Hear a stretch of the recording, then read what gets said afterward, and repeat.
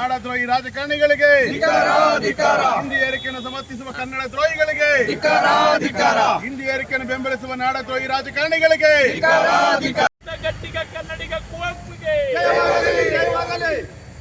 ಬಂಧುಗಳೇ, ಎಲ್ಲರೂ ನಾವಿಲ್ಲಿ ಒಂದು ಸಿಹಿ ಹಂಚಿ ಮುಂದೆ ಸಂಜೆ ಸರ್ಕಾರದಲ್ಲಿ ಮೈಕ್ ಕೂಡ ಇದೆ, ಎಲ್ಲ ಮಾತಾಡೋಣ, ಸಾರ್ವಜನಿಕವಾಗಿ ಕೇಳಿಸ್ತಕ್ಕಂಥ ಕೆಲಸ ಮಾಡೋಣ. ಒಂದು ಮುಖ್ಯವಾಗಿ ದಕ್ಷಿಣ ರಾಜ್ಯಗಳಲ್ಲಿ ಕಳೆದ 70 ವರ್ಷಗಳಿಂದ ನಿರಂತರವಾಗಿ ಹಿಂದಿ ಏರಿಕೆ ವಿರುದ್ಧ ಹೋರಾಟ ನಡೆಸಲಾಗ್ತಾ ಇದೆ. ಏನು ಭಾಷಾವಾರು ಪ್ರಾಂತ್ಯವನ್ನು ರಚನೆ ಮಾಡಬೇಕು ಅಂತ ಹೇಳಿ ಆರಂಭವಾದಂಥ ಹೋರಾಟ ಇವತ್ತು ಕರ್ನಾಟಕ, ತಮಿಳುನಾಡು, ಆಂಧ್ರ, ಕೇರಳ ರಾಜ್ಯಗಳ ರಚನೆ ಕಾರಣ ಆಯಿತು. ಆದರೆ ಇವತ್ತು ನಮ್ಮ ನಾಳಂತ ರಾಜಕೀಯ ಪಕ್ಷಗಳು ಹಿಂದಿ ಏರಿಕೆ ಮೂಲಕವಾಗಿ ನಮ್ಮನ್ನು 2ನೇ ದರ್ಜೆ ನಾಗರಿಕನಾಗಿ ಮಾಡ್ಲಿಕ್ಕೆ ಕೊಟ್ಟರು. ಇವತ್ತು SSLCನಲ್ಲಿ ಇವತ್ತು ಗ್ರೇಡ್ ಕೊಡೋ ಮೂಲಕ SSLCನಲ್ಲಿ ಹಿಂದಿ ಪರೀಕ್ಷೆಯ ಅಂಕಗಳನ್ನ ಪರಿಗಣಿಸಲ್ಲ ಅಂತ ಹೇಳಿ ರಾಜ್ಯ ಸರ್ಕಾರ ಒಂದು ಹಿಂದಿ ಏರಿಕೆಯನ್ನು ತಾತ್ಕಾಲಿಕವಾಗಿ ತಡೆಗಟ್ಟತಕ್ಕಂಥ ಕೆಲಸವನ್ನು ಮಾಡಿದೆ. ಇದೊಂದು ಸ್ವಾಗತವಾಗಿರ್ತಕ್ಕಂಥ ವಿಚಾರ. ರಾಜ್ಯ ಸರ್ಕಾರ ಮಾಡಿರತಕ್ಕಂಥ ಈ ಕ್ರಮ ಏನಿದೆಯೋ ನಿಜವಾಗ್ಲೂ ಕೂಡ ಕನ್ನಡದ ಮಕ್ಕಳನ್ನ ಒಂದು ಅನಗತ್ಯ ಹೊರೆಯಿಂದ ತಪ್ಪಿಸ್ತಕ್ಕಂಥದ್ದಾಗ್ತದೆ. ಯಾಕಂದ್ರೆ ಇವತ್ತು ಕನ್ನಡ ಶಾಲೆಗಳಲ್ಲಿ ಕಳೆದ ವರ್ಷ 1,38,000 ಜನ ಕನ್ನಡ ಮಕ್ಕಳು ಹಿಂದಿ ಶಿಕ್ಷಣದಲ್ಲಿ ಫೇಲ್ ಆಗಿದ್ದಾರೆ. SSLCನಲ್ಲಿ ಫೇಲು ಅಂದ್ರೆ ಅವರು ಶಾಲೆಯಿಂದ ಡ್ರಾಪ್ ಔಟ್ ಅಂತ.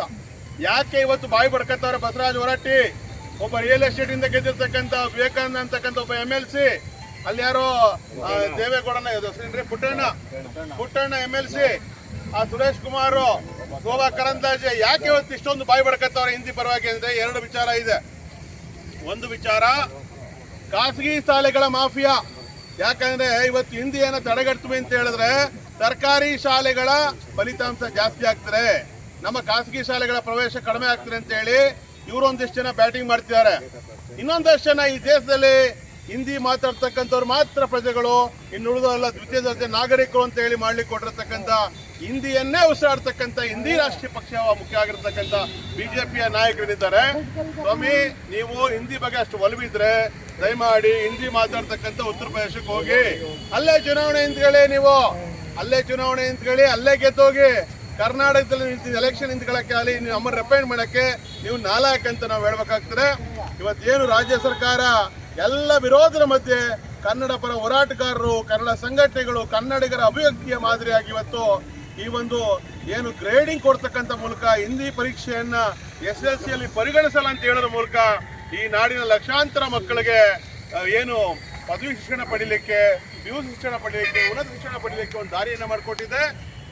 ಇದು ಕಲ್ಲಾಗ್ತಕ್ಕಂಥ ಯಾವನೇ ರಾಜಕಾರಣಿ ಇರಲಿ, ನಮಗೆ ಕುವೆಂಪು ಅವರು ಹೇಳಿದ್ರು, ನೆಹರು ಕೂಡ ಕನ್ನಡ ಕಲಿತೇ ಬರಬೇಕು ಕರ್ನಾಟಕಕ್ಕೆ ಅಂತ ಹೇಳಿದ್ರು. ನಾವು ಹೇಳ್ತೀವಿ, ಹಿಂದಿ ಪರ ವಕಾಲತ್ ಮಾಡ್ತಕ್ಕಂಥ ಯಾವುದೇ ಪಕ್ಷದ ಪುಡಾರಿ ಇರಲಿ, ಅವ್ರನ್ನ ಗೆರಾವ್ ಮಾಡಿ, ಅವ್ರನ್ನ ಸೋಲಿಸಿ ಚುನಾವಣೆಗಳಲ್ಲಿ ಅವರು ಮತ್ತೆ ಗೆದ್ದು ಬರಬಾರದು.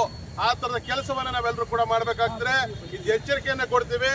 ಸನ್ಮಾನ್ಯ ಬಸವರಾಜ ಹೊರಟ್ಟಿ ಅವರೇ, ಸನ್ಮಾನ್ಯ ವಿವೇಕಾನಂದ ಅವರೇ, ಸುರೇಶ್ ಕುಮಾರ್ ಅವರೇ, ಶೋಭಾ ಕರಂದಾಜೆ ಅವರೇ, ಮತ್ತಾರ್ಯಾರ್ಯಾರು ಇವತ್ತು ಹಿಂದಿ ಪರವಾಗಿ ಖಾಸಗಿ ಶಿಕ್ಷಣ ಸಂಸ್ಥೆ ಪರವಾಗಿ ಬ್ಯಾಟಿಂಗ್ ಮಾಡ್ತಾ ಇದ್ದೀರಿ, ನೀವು ಕರ್ನಾಟಕದ ಇರ್ತಕ್ಕಂಥದ್ದು